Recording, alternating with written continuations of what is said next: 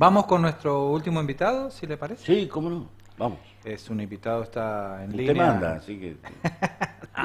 Vía virtual. Vía virtual. Alberto Sánchez, presidente de Dignidad Ciudadana, doctor en Derecho, profesor de la maestría en Derecho Administrativo, le gusta escribir, leer y es autor de muchos libros de derecho como Estudios de Derecho Público, El Sumario Administrativo en la provincia de San Juan, El Control del Gasto Público, Derecho de la Integración Mercosur y también libros de educación y de poesía como Las Universidades Católicas, Con el alma en vilo, Con la ilusión intacta, La palabra y la promesa, La llave de los dones. Buen día, Alberto, si nos estás escuchando. Sí, cómo no, buen día, un gusto, ¿cómo están? Nos hubiera encantado tenerte acá con la calidez del programa, un buen café, que ya te vamos a contar la historia del café algún día. Pero bueno, esta nueva etapa de la vida que nos toca vivir, nos obliga a este contacto virtual, pero de la misma manera te damos la bienvenida. Bueno, yo recuerdo siempre con mucho afecto que fui el primer invitado online que tuvo el programa, así que Sí. tuve un récord. Con vos inauguramos este sistema que todos calculamos que ha venido para quedarse, ¿no? Por un tiempo, seguro. Alberto, te ha tocado en esta etapa difícil que estamos viviendo volver a presidir Dignidad Ciudadana. ¿Cómo lo estás viviendo a eso? Bueno, muy tranquilo. Como estaba vicepresidente primero, tuvimos un problema con nuestro presidente, querido presidente Carlos Rodríguez, que tuvo que pedir una licencia por enfermedad, por un accidente. Así que bueno, me tocó volver a presidir el partido en forma interina, por supuesto. Ustedes saben que nuestra Carta Orgánica prohíbe la reelección indefinida, de modo que ya hemos tenido varios presidentes, afortunadamente, y es algo, creemos, muy positivo para la vida política porque implica entender que siempre este conjunto de ideas, de programas, que tiene que ser un partido político, siempre tiene que trascender a las personas que circunstancialmente están, ¿no?, en la conducción. Desde ese punto de vista, nuestro partido siempre ha dado el ejemplo de ir renovando sus fuerzas, tanto en lo que es las candidaturas como en la conducción del partido mismo. Así que para nosotros es un valor que nos gusta resaltar. Alberto, se está debatiendo por estos días una propuesta que surgió del gobernador Sergio Uñac de la realización o no de las PASO el año que viene. Como un hombre de la política, del derecho, ¿cuál es la posición particular tuya o del espacio que integras? Bueno, Dignidad Ciudadana siempre ha defendido las PASO. Entendemos que es un mecanismo muy válido para evitar lo que se conoce como las roscas partidarias o la dedocracia y permitir que en el interior de los partidos puedan presentarse todas las listas que sean necesarias y que la sociedad pueda intervenir, a nuestro juicio voluntariamente. No creemos en la obligatoriedad de las PASO, nos parece que es inconstitucional, pero sí todos los que quieran voluntariamente participar en estas elecciones internas de los partidos políticos es sumamente positivo. Lamentablemente no han dado el resultado que esperábamos las PASO porque los partidos políticos, muchos, se siguen resistiendo a este mecanismo de confrontación interna abierto a la sociedad. Y bueno, y en este caso con el problema de la pandemia, que no sabemos hasta cuándo irá a durar esta problemática de aislamiento y de cuidado social, hacen que para el año que viene el panorama sea mucho más complejo. Entonces creo que una cosa es analizar las PASO en abstracto, que para nosotros las consideramos positivas, en la medida en que sirvan para su fin, como decías recién, pero claro, en el contexto actual, el año que viene no sabemos cómo vamos a estar y si sería muy riesgoso convocar a la población tan seguido para actos eleccionarios, ¿no? Y bueno, coincido. Me parece que también estamos a destiempo por el tema de que la ley dice que tiene que ser un año antes para hacer una modificación de ese tipo. Pero estaba pensando en los partidos y los frentes electorales o los espacios políticos. Unos constituyen al otro, y si no hay paso, digamos que cada partido va a quedar subsumido dentro de la fuerza de otro partido mayor. Es un tema muy, muy delicado, hay que analizarlo muy bien, ¿no? Sí, de todas maneras siempre, aunque no estén las PASO, siempre va a existir la posibilidad en aquellos que integran un frente o un espacio político, frente electoral, de dirimir internas. O sea, eso no está en la ley electoral, no se puede eliminar, no se puede evitar. La única diferencia es que con las PASO esas internas son abiertas a la comunidad, mientras que con el anterior sistema eran cerradas. O sea, solamente podían votar los afiliados a los partidos políticos. Y en este caso, si hay un frente, todos los afiliados a todos los partidos políticos que integran el frente. Bien. De modo que desde esa perspectiva siempre estaría asegurada la posibilidad de que en un espacio político plural todo el que quiera pueda presentar una lista.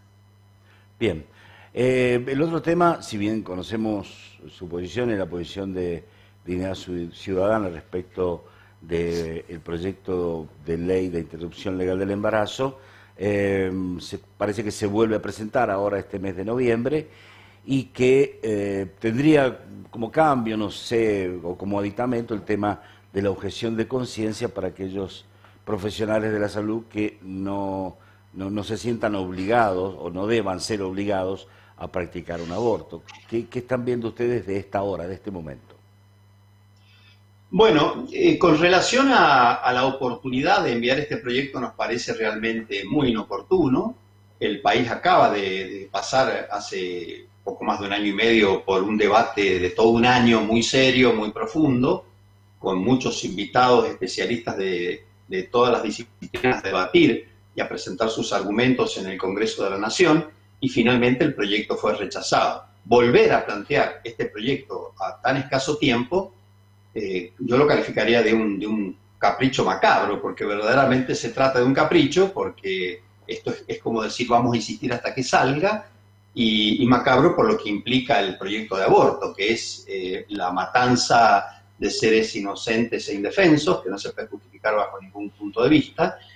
Y por otro lado, esta pretensión de que el presidente, un proyecto o la legislatura pueden otorgarle a los médicos o a las instituciones la objeción de conciencia es un absurdo, porque la objeción de conciencia es un derecho constitucional. Está en los tratados internacionales que consagra la Constitución, de modo que esté o no esté en un proyecto, la objeción de conciencia siempre va a existir porque tiene mayor vigencia que cualquier ley común del Congreso. O sea que no están aportando absolutamente nada con incluir la objeción de conciencia en el proyecto, porque este existe a nivel constitucional. Si no la aportaran, no la colocaran en el proyecto, lo mismo tendría total vigencia.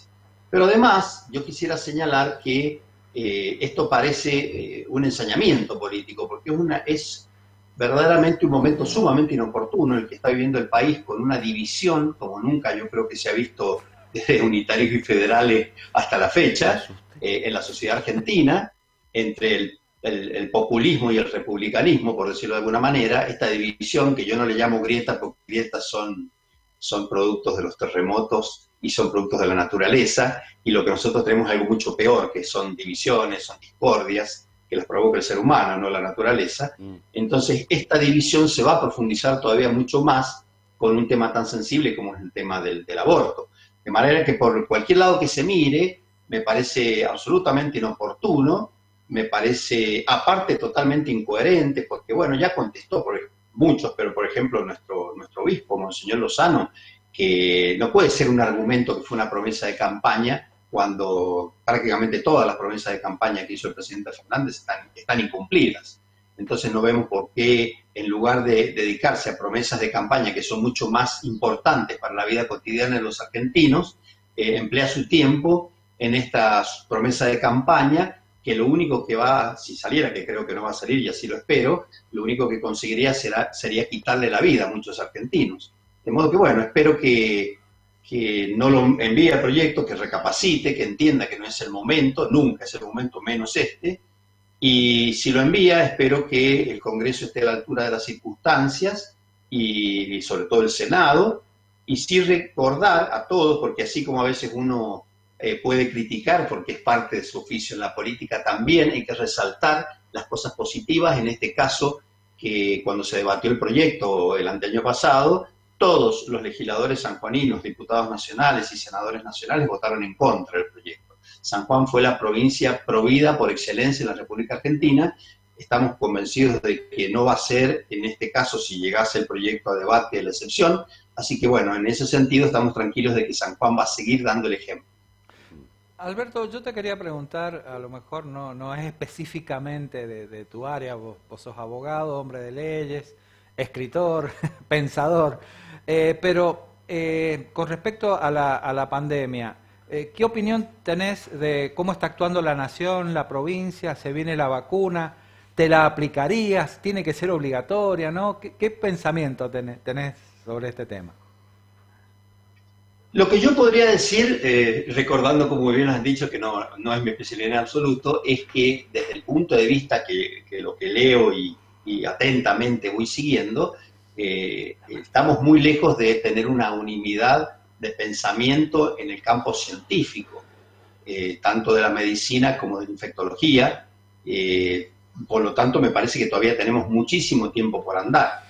Por otro lado, me parece que la vacuna, en este caso, sobre todo que se va a aplicar con tanta urgencia, no debiera jamás ser obligatoria, porque si bien es verdad que es importante que exista vacunación obligatoria con relación a algunas enfermedades infectocontagiosas, en este caso no está dada la condición de la prueba a lo largo del tiempo. Se habla que una vacuna, para poder certificar que realmente es efectiva y no produce daños considerables a la salud de quien se la aplica, tienen que pasar más de 8 años de prueba y miles o millones de usuarios. De modo que eso no va a ser posible en este momento y por tanto creo que obligar a personas a vacunarse con digamos, una eficacia incierta y una posibilidad de efectos secundarios negativos también inciertos no debiera ocurrir. Ahora, con relación a lo que ha hecho el gobierno nacional, me parece que al principio estuvo bien con la cuarentena y la fase 1, en el sentido que había que frenar esto y hacer tomar conciencia y explicar de qué se trataba, ayudarle a la gente a entender el problema, ayudar a entender los mecanismos de prevención, pero se debió haber salido mucho antes de este problema, porque también es verdad, como otros países, la mayoría de los países lo han entendido, que un país no puede derrumbar su economía aún por una pandemia. O sea, llega un punto, y esto Uruguay, por ejemplo, lo tuvo muy claro, como Alemania o como Suecia, llega un punto en que hay que confiar en la responsabilidad de la población, y si la población no tiene esa responsabilidad, y bueno, lamentablemente el gobierno va a tener que tomar alguna medida con relación a los irresponsables, pero no se puede aplicar a toda la sociedad un proceso de aislamiento y de paro de la economía tan fuerte como se aplicó en la Argentina, y ahora estamos sufriendo índices muy negativos, ¿no?, con relación al tema económico, y me parece que esto es un problema. Por el lado de San Juan, y lo mismo en la Nación, nos da toda la impresión de que las cifras que se manejan no son reales en absoluto, o sea, son cifras que evidentemente no están reflejando la gravedad del problema, como tampoco tenemos información confiable sobre cómo está el sistema sanitario en la provincia o en la nación. De modo que, bueno, creo que eso sí sería muy importante, que se transparentara el real estado del sistema sanitario nuestro, ¿no?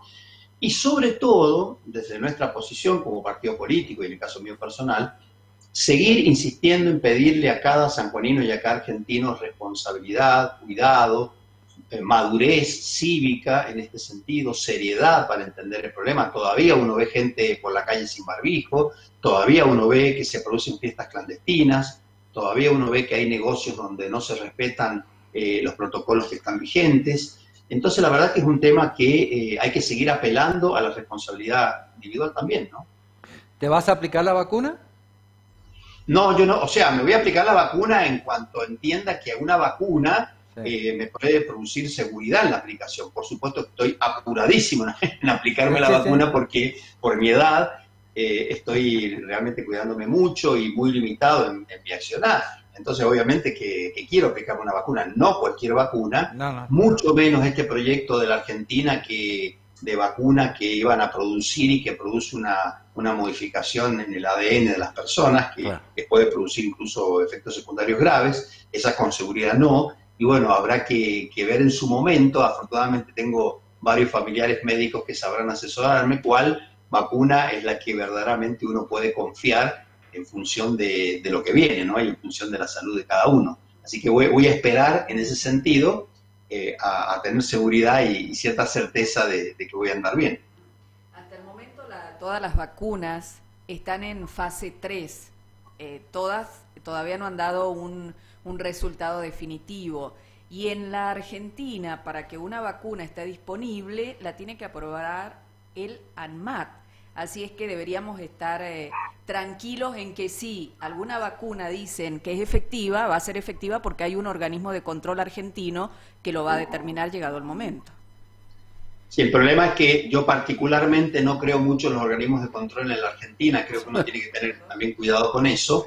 Miren, cambiando un poquito el ángulo para entender lo que digo los organismos de control, recordemos que en la República Argentina el presidente designa quién va a controlar cómo gasta el dinero, él lo designa quién lo va a controlar a él mismo y él lo puede remover sin causa en cualquier momento.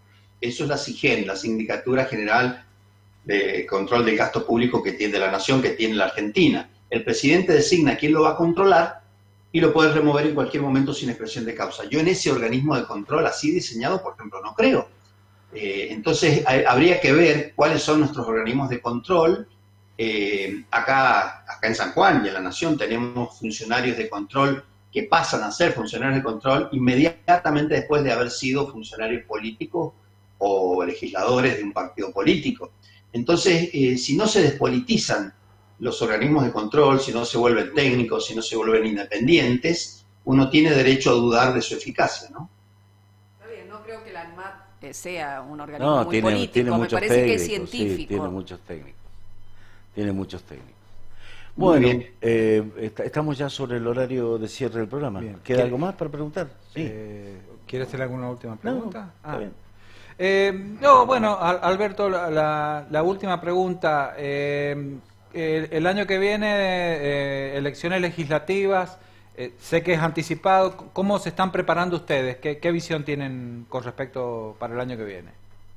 Nosotros creemos que el objetivo central es que, por nuestra forma de ver la política y por nuestra oposición al populismo demagógico, es que el oficialismo pierda la mayoría en el Congreso. Creo que la oposición tiene que hacer un esfuerzo enorme en ver cómo hace para que el Congreso no tenga mayoría oficialista y se vean obligados quienes conducen el país a debatir realmente los temas y a tener que llegar a concordias, a consensos con el resto de las fuerzas políticas.